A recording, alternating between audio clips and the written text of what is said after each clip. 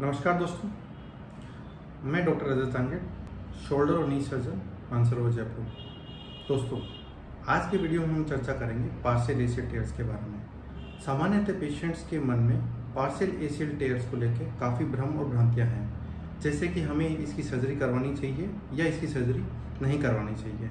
सामान्यतः पेशेंट्स के मन में ये रहता है कि पार्शियल एशियल टेयर का मतलब ये है कि पार्शियल जो लिगामेंट है वो काफ़ी कम टूटा है, जिसकी वजह से हमें नॉन ऑपरेटिव ट्रीटमेंट ही करवाना चाहिए।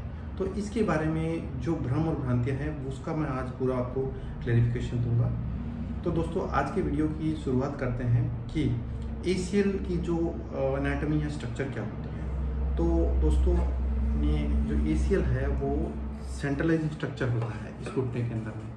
तो इसमें घुटने में दो अलग अलग बंडल्स रहते हैं एसीएल के। एसीएल का जो एम बंडल होता है वो सामान्यतः जो अपनी ये फीमर बोन है और ये टिबिया बोन है, जो टिबिया बोन को है आगे आने से रोकता है, और जो पीएल बंडल है वो इसके रोटेशन मतलब आपको जो टर्न और ट्विस्ट है इसमें हेल्प करता है। तो ये अलग अलग तरह की जो लचक है वो एम और पीएल बंडल दोनों करते हैं। तो जो एम बंडल है वो सामान्यतः जैसे आप फुटबॉल खेल रहे हैं तो जो सडनली रुकने की परिस्थिति में है वो काम आता है, और जो पीएल बंडल है जैसे आप सडनली डायरेक्शन चेंज करते हो, आप तेज भाग रहे हो, सडनली डायरेक्शन चेंज कर रहे हो, तो पीएल बंडल काम में आता है। तो जो पार्शियल टेयर है इसका कंसेप्ट है वो टोटली डिफरेंट है। जैसे कि अपन मानते हैं सिर्फ एमआरआई के ऊपर में, सामान्यतः जो पेशेंट्स हैं वो हमें अपनी एमआरआई रिपोर्ट सेंड करते हैं जिसमें लिखा होता है कि अराउंड 30% फाइबर टेयर है, 70% फाइबर टेयर है, या ग्रेड 1, ग्रेड 2, ग्रेड 3 टेयर्स हैं। तो अगर आप इनको एमआरआई के बेसिस पे डिस्क्राइब करें पार्शियल टेयर को, तो अगर आपका 50% से ज़्यादा का सब्सटेंस अगर टेयर है तो उसे कंप्लीट टेयर कहते हैं, और 50% से कम को पार्शियल टेयर कहते हैं।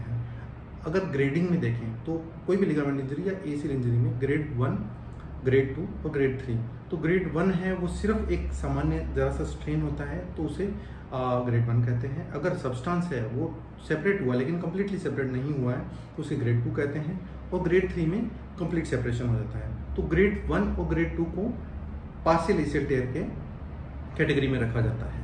लेकिन इस एमआरआई कैटेगरी की बेसिस पे, या जो आप हमें एमआरआई अपनी व्हाट्सएप पे या दूसरे माध्यम से सेंड करते हैं उसके बेसिस पे ट्रीटमेंट डिसाइड अपन नहीं कर सकते हैं। ट्रीटमेंट डिसाइड करने के लिए 3 फैक्टर्स अपन सामान्यतः काउंट करते हैं। जो पहला फैक्टर है वो है इनको डिवाइड करना है फंक्शनली स्टेबल टेयर्स और फंक्शनली अनस्टेबल टेयर। सेकेंड जो फैक्टर है वो ये है कि जो आपकी एक्टिविटी है या स्पोर्टिंग एक्टिविटी है या प्रोफेशनल आप एथलीट हैं तो आप वो कंटिन्यू करना चाहते हैं या नहीं करना चाहते हैं। साथ में इसके साथ में एसोसिएटेड कोई और लिगामेंट इंजरी या मेनिस्कस इंजरी है या नहीं है। तो ये जो 3 फैक्टर है वो आपका ट्रीटमेंट मेनली डिसाइड करते हैं। तो दोस्तों, हमने पार्शियल एशियल टेयर्स को 2 पार्ट में डिवाइड कर लिया, फंक्शनली स्टेबल टेयर्स और फंक्शनली अनस्टेबल टेयर्स। तो दोस्तों, फंक्शनली स्टेबल टेयर्स हैं वो टेयर्स है जिसमें आपको लचक नहीं आती है। जब आप खुद डिसाइड करते हैं, जैसे आप मान लो चलते हैं तो आपको कोई लचक नहीं है, जब आप तेज चलते हैं या रैंप पे चलते हैं या आप कोई स्पोर्टिंग एक्टिविटी स्टार्ट करते हैं जिसमें आपको सडनली रुकना पड़ता है या आपको सडनली डायरेक्शन चेंज करना पड़ता है, अगर इन सब एक्टिविटीज़ में आपको कोई लचक नहीं है या पार्शियल एशियल टेयर में ये सब एक्टिविटी करने के बाद में हल्का पेन भी रह सकता है, क्योंकि लिगामेंट पूरा टूटा नहीं है तो आपको हो सकता है पूरी लचक नहीं हो तो आपको हल्का पेन रहे। तो अगर ये सब आपको नहीं है तो आप इसको फंक्शनली स्टेबल टेयर्स में डिवाइड कर सकते हैं, मतलब इस कैटेगरी में आप इसको रख सकते हैं। अगर आपको फंक्शनली स्टेबल टेयर है तो आपका नेक्स्ट जो पॉइंट ये रहता है कि आप अपनी जो स्पोर्टिंग एक्टिविटी है वो कंटिन्यू करना चाहते हैं या नहीं करना चाहते हैं। अगर आप स्पोर्टिंग एक्टिविटी लिमिट करना चाहते हैं तो डेफिनेटली आप नॉन ऑपरेटिव ट्रीटमेंट की तरफ में एक बार जा सकते हैं, बट स्टिल आपको ऑब्जर्वेशन की जरूरत रहेगी। मिड टर्म रिजल्ट्स, मतलब आप अगर 2-3 साल के लेवल पे देखें जो पार्शियल एशियल टेयर में, तो ये रिजल्ट काफ़ी सेटिस्फाइंग है अगर आप नॉन ऑपरेटिव ट्रीटमेंट की तरफ में जाते हैं तो। लेकिन लॉन्गर पीरियड ऑफ टाइम अगर आप उसको 4-5 साल में अगर फॉलो करते हैं तो जो पार्शियल एशियल टेयर जो फंक्शनली स्टेबल हैं वो स्पोर्टिंग एक्टिविटी के साथ में अराउंड 25 से 30% केसेस में कंप्लीट टेयर्स में कन्वर्ट हो जाते हैं।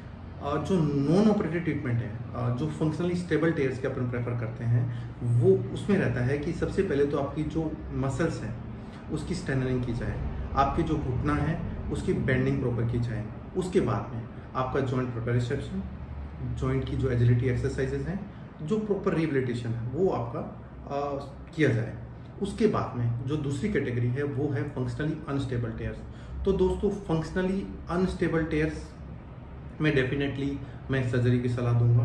और जो दूसरी कैटेगरी बचती है फंक्शनली अनस्टेबल टेयर्स विद, अगर आप एथलेटिक एक्टिविटी कंटिन्यू करना चाहते हैं तो एथलेटिक एक्टिविटी कंटिन्यू करने में रिस्क ये रहेगा कि अराउंड 3 to 5 ईयर्स के बेसिस पे अगर अपन देखें तो अराउंड 25 से 30% जो टेयर्स हैं वो कंप्लीट टेयर्स में कन्वर्ट हो जाएंगे।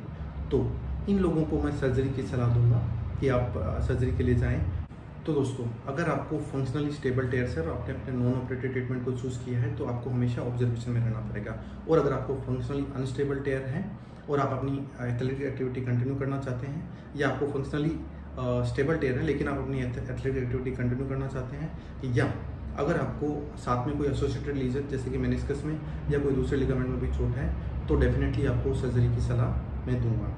और अगर आपको ACL पार्शियल ACL टेयर में सर्जरी के लिए जाना है तो इसमें नॉर्मल ACL रिकंस्ट्रक्शन के अलावा दूसरे विकल्प उपलब्ध हैं। जैसे अगर जो आपका पार्शियल ACL टेयर में जो बचा हुआ सब्सटेंस है वो 2 चीज़ों में मदद करता है। एक तो आपको वो जॉइंट प्रिपरेशन प्रोवाइड करता है, कुछ हद तक वो स्टेबिलिटी प्रोवाइड करता है, साथ में जो आप नया लिगामेंट बनाते हैं उसकी भी हीलिंग में मदद करता है। तो जो बचा हुआ सब्सटेंस है उसको आपको डेफिनेटली सर्जरी में बचाना रहता है। तो 2 टेक्निक अपन पार्शियल ACL टेयर में सर्जरी के लिए करते हैं। एक तो है रिमेनेंट प्रिजर्वेशन या ऑगमेंटेशन टेक्निक, और दूसरी जो टेक्निक है वो है सेलेक्टिव बंडल ACL रिकंस्ट्रक्शन। तो ऑगमेंट टेक्निक या जो रिमेनेंट प्रिजर्वेशन टेक्निक है उसमें ये किया जाता है कि जैसे दोनों बंडल्स में कोई एक डेफिनेटली कोई एक बंडल टेयर नहीं हुआ है, दोनों ही बंडल में पार्शियल टेयर है, तो उस केस में जो बचा हुआ सब्सटेंस है उसको एज ए होल बचाया जाता है और जो टनल है वो इस तरीके से बनाई जाती है और जो सब्सटेंस है जो नया डाला जाता है वो इस तरीके से डाला जाता है कि जो सब्सटेंस बचा हुआ है वो ऑलरेडी बचा हुआ रहे, तो और वो जॉइंट प्रिपरेशन में, हीलिंग में और स्टेबिलिटी में, तीनों में कंट्रीब्यूट करें। तो इसमें काफ़ी हद तक जो आपका घुटना है वो नेचुरल बना रहता है। इसके बाद में अगर आपका आर्थ्रोस्कोपी में पता लगता है कि कोई एक पर्टिकुलर एक ही बंडल टेयर है, AM बंडल टेयर है या PL बंडल टेयर है, तो जो बंडल टेयर है उसी का रिकंस्ट्रक्शन किया जाता है। इसको कहते हैं सेलेक्टिव बंडल ACL रिकंस्ट्रक्शन। ये थोड़ा डिफिकल्ट सर्जरी रहता है फ्रॉम सर्जन्स पर्सपेक्टिव, क्योंकि आप जब रीमर्स और ये सब चीज़ें यूज़ करते हैं तो जो सब्सटेंस बचा हुआ है उसको बचाना काफ़ी मुश्किल होता है। लेकिन आज जो टेक्निकल एडवांसमेंट है उसकी वजह से सेलेक्टिव बंडल ACL रिकंस्ट्रक्शन है वो पार्शियल ACL टेयर में काफ़ी सिग्निफिकेंटली अच्छा रिजल्ट देता है, जिससे आपको हीलिंग में मदद मिलती है, जॉइंट प्रिपरेशन में मदद मिलती है और ये काफ़ी हद तक आपको जो बचा हुआ सब्सटेंस है वो स्टेबिलिटी भी प्रोवाइड करता है। तो दोस्तों ये थी जानकारी पार्शियल ACL टेयर्स के बारे में, और जो कन्फ्यूजन आप लोगों के मन में है इंजरी से जुड़ी विभिन्न समस्याओं के बारे में मैं समय समय पर अपने चैनल पर वीडियो डालता रहता हूँ। हमारे चैनल से जुड़े रहने के लिए इसे शेयर करें, सब्सक्राइब करें, और अगर आपके मन में कोई क्वेश्चन है तो आप हमें कमेंट सेक्शन में भी डाल सकते हैं। धन्यवाद दोस्तों। You see, this is the PL bundle. Okay, this is almost intact. We have kept intact, and now this tunnel we have made it, and this is the residence ridge, and this is the bifurcate ridge. So we have made the exact anatomical AM bundle, and meanwhile we have also preserved the PL bundle, and this is very difficult. So while preserving the PL bundle, and you make a tunnel for the AM bundle. From this portal, you see, this is the PL bundle. Okay, this is almost intact. We have kept intact, and now this tunnel we have made it, and this is the residence ridge, and this is the bifurcate ridge. So we have made the exact anatomical AM bundle, and meanwhile we have also preserved the PL bundle, and this is very difficult. So while preserving the PL bundle, and you make a tunnel for the AM bundle. From this portal,